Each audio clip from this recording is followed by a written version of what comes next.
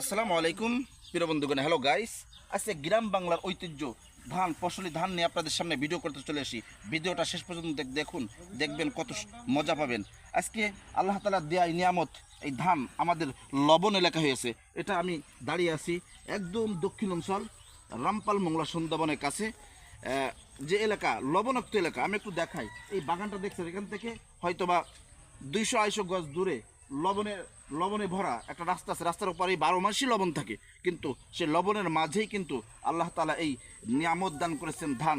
যে ধানগুলো উত্তরবঙ্গে প্রচুর পরিমাণে হয়ে থাকে, কিন্তু আমাদের লবণের মধ্যে আল্লাহ তাআলা দান করেছেন। এই ধান কিন্তু এই যে মালিক লাগিয়েছে, এই ধানের মালিক কিন্তু আমি দেখেছি প্রচুর পরিমাণ কষ্ট করেছে এবং সার ওষুধ যা লাগবে দিয়েছেন। তার মাঝে দেখেন আল্লাহ তাআলা কীভাবে ধান, মানে এত চমৎকার, এত সুন্দর, মানে এই ধানগুলো দেখলেই মন ভরে যায়।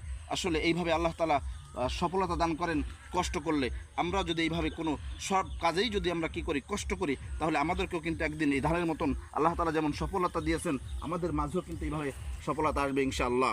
তো সবাই ভালো থাকবেন, সুস্থ থাকবেন, ধন্যবাদ।